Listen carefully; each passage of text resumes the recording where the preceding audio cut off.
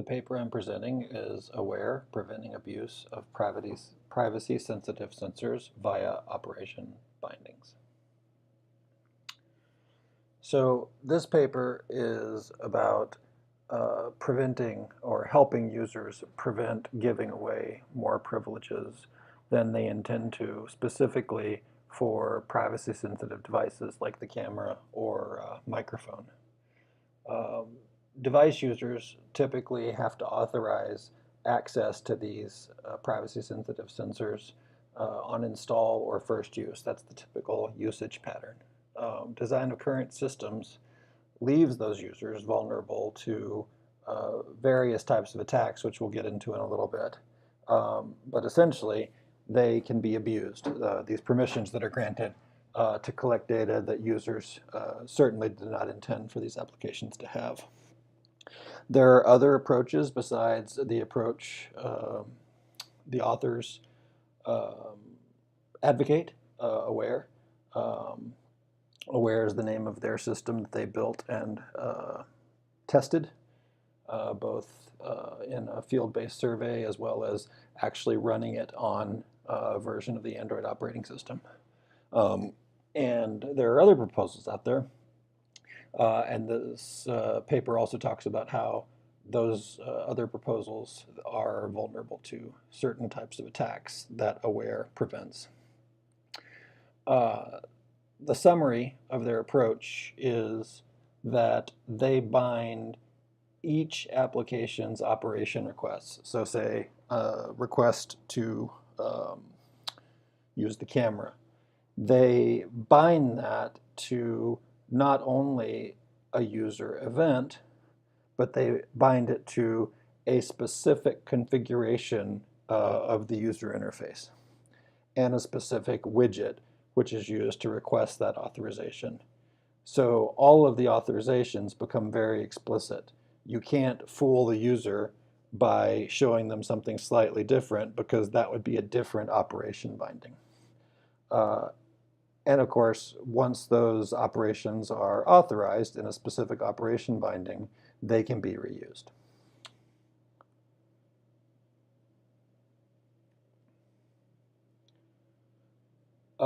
So the presentation is going to go through a few different sections.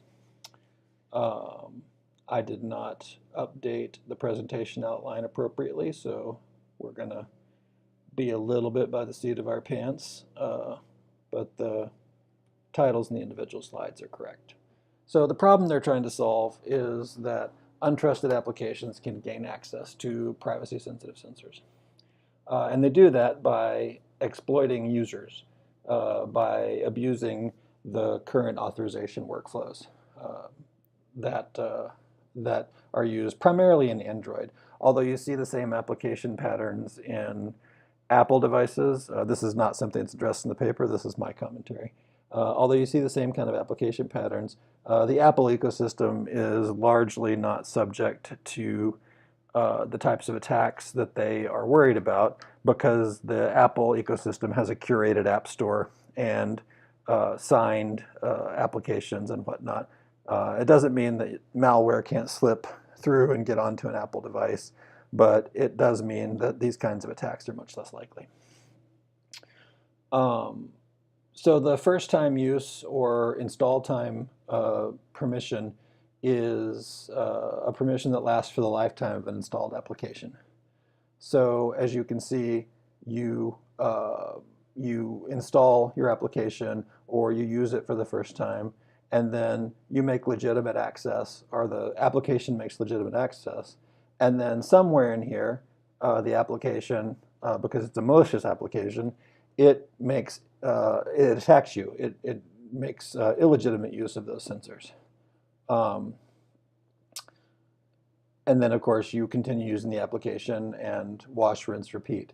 And it could do things like record you when you don't know the mic is on, or record video of you when you don't know that the camera is on. It's worth noting that even if an application was trustworthy when it was installed, subsequent updates or even other applications trying to piggyback on a popular application can exploit the granted permissions and violate users' privacy by accessing the sensors stealthily, is the word they use repeatedly in the paper. So there are a couple of other approaches besides what the authors of this paper advocate. There's input-driven access control, and there's user-driven access control. Input-driven requires every application request to follow a user input event within a restricted time window. So you hit a button to take a picture, and in some defined time window prior to the expiration of some defined time window, the request has to be made to the sensor, and then it checks the blanket authorization that has been granted, and then it carries out the operation if it's within the time window and if it has received permission. In user-driven access control,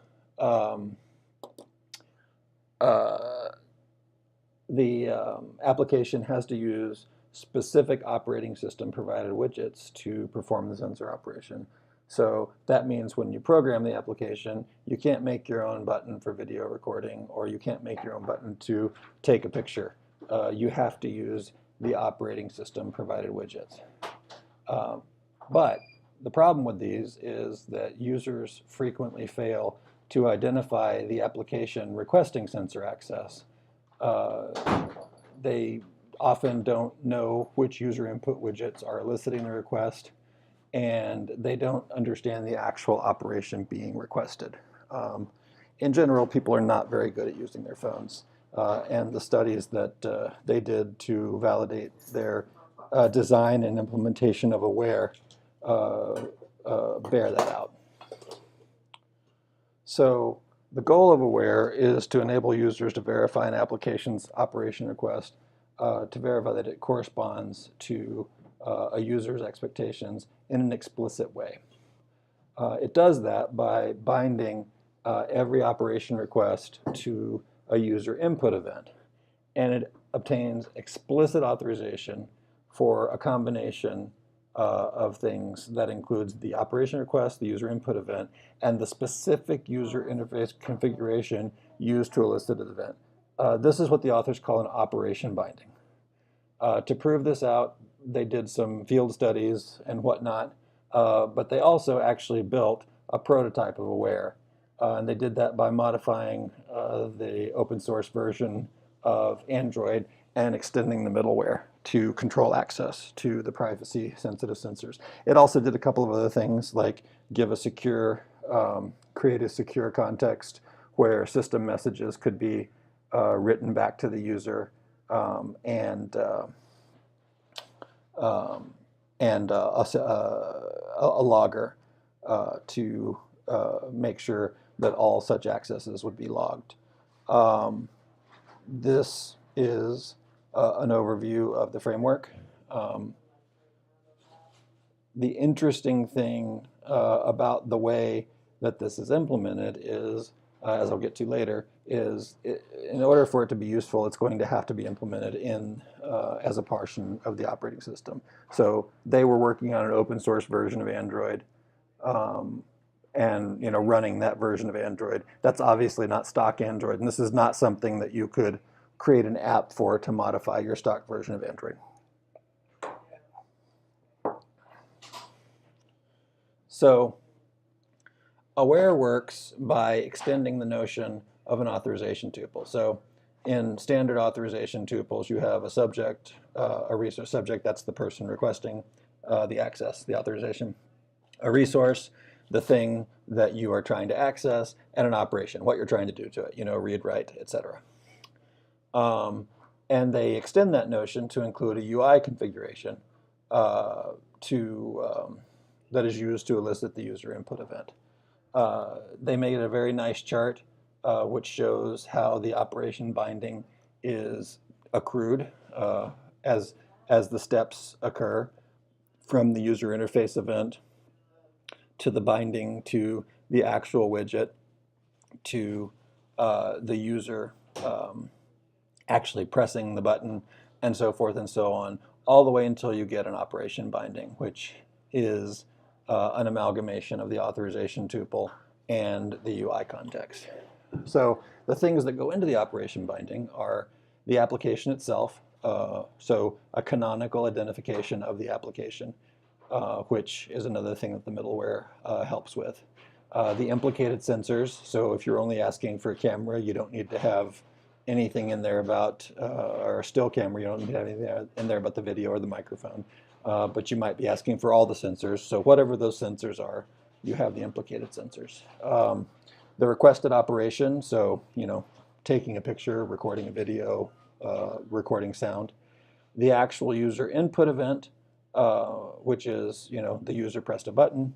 The widget, which is the button the user pressed, and the configuration, which is not only the button, but the window the button is in, any window that's in, and so forth and so on, all the way out to the outermost container.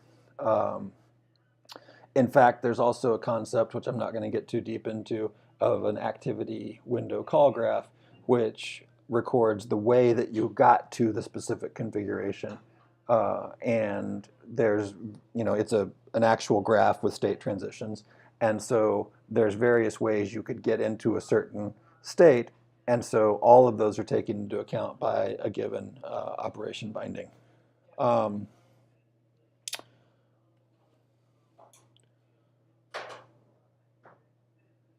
So once you've got that linked up, it's cached.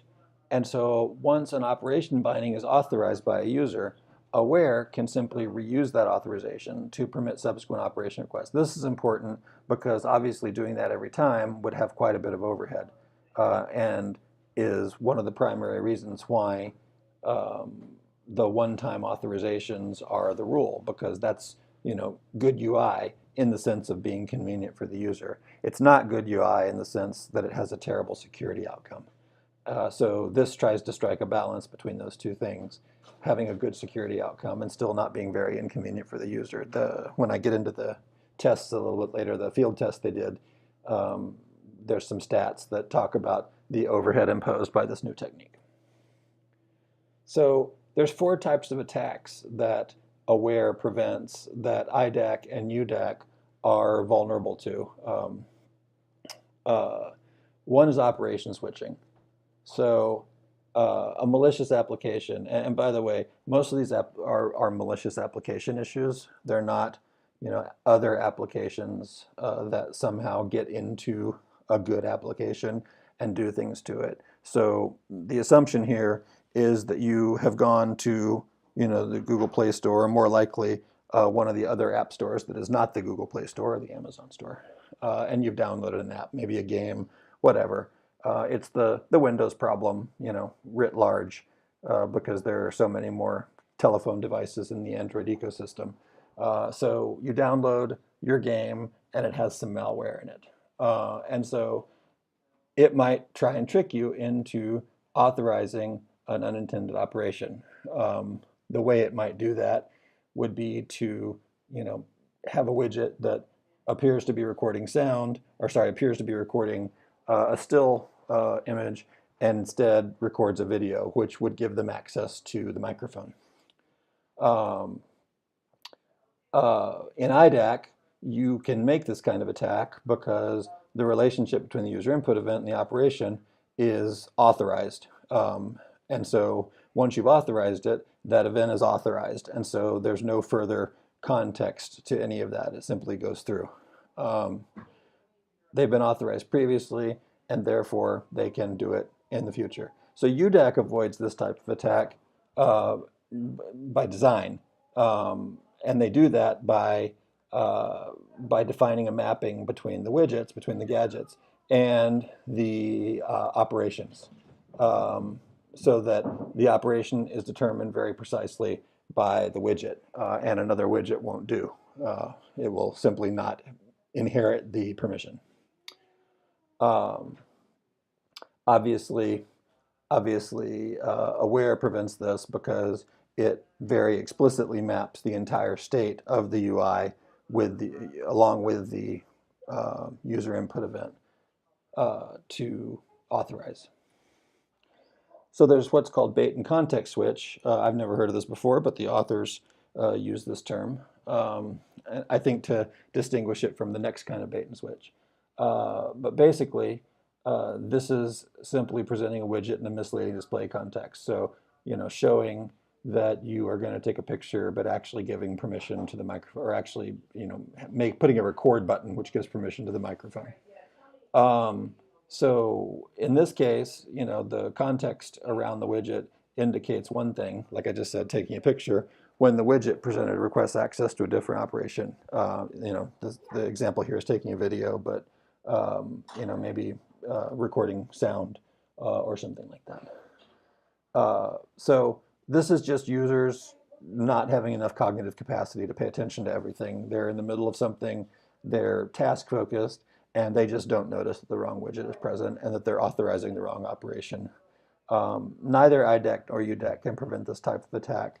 UDAC is a little bit better than IDAC in this respect, but the truth is applications are free to choose the layout in which the widget is presented. And so there's not a lot you can do about this. It simply plays on users' lack of situational awareness. So the bait and widget switch is the other kind of bait and switch. And this is a situation where the application shows you the correct widget several times in succession and then just slips in a different widget. Again, this is an attack on the user's attention, their habits, and so they simply don't notice it. So IDAC doesn't address this at all, and UDAC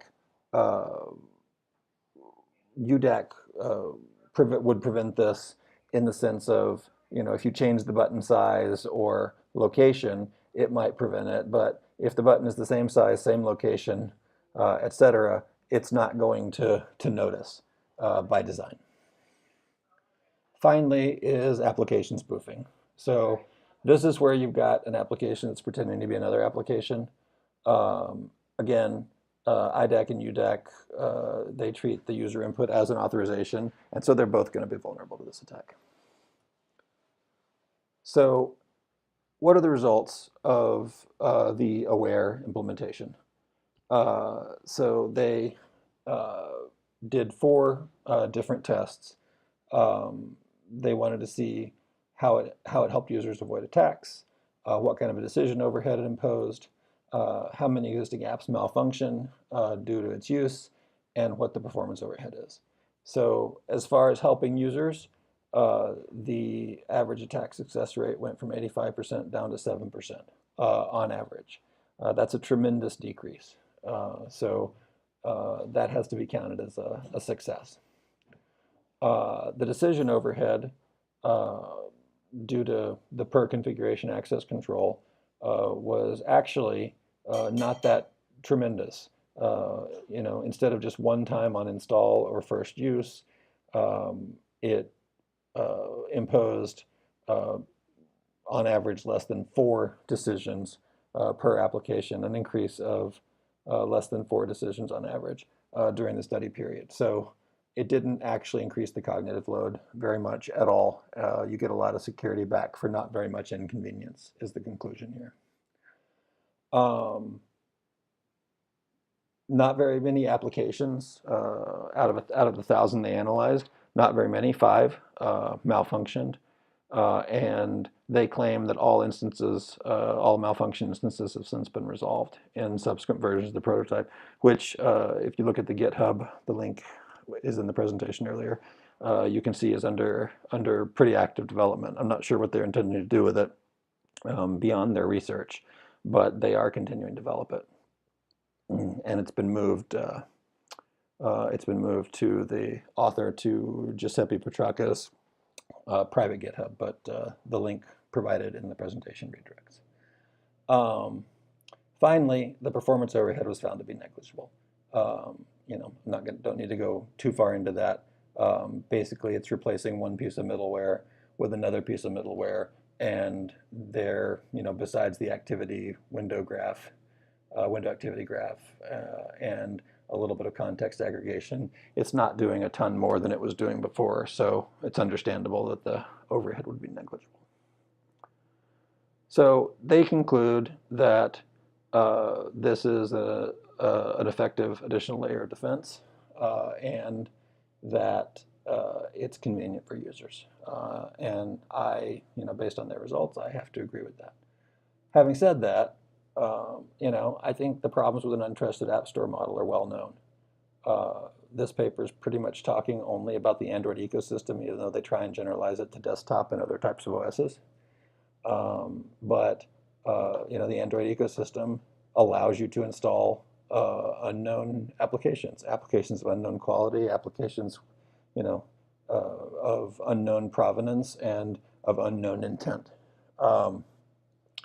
And that can be a strength, but clearly it can also be a weakness. Any approach, secondary point, any approach that requires users to be careful and observant is destined to fail. That's one of the reasons the out-of-the-box Android experience is deficient, and why I think this is an area of research at all. This would be a much shorter paper if they were doing it on the Apple ecosystem. And again, that doesn't make Apple, better or worse in general, but the Apple experience, the Apple application installation experience is much more locked down, and these types of attacks are much harder to carry out. Finally, while this approach is clever and effective, for it to make any difference to Android users, it would have to be adopted in the mainline, which means that, either Google is going to have to decide this is a terrific idea, or they're going to do something different, possibly similar. It's good that this is being presented at Usenix, and I imagine Google had representation there, and so hopefully they are paying attention, because all of us are well served by having the Android ecosystem be more secure. That is my presentation of AWARE, Preventing Abuse of Privacy-Sensitive Sensors via Operation Bindings.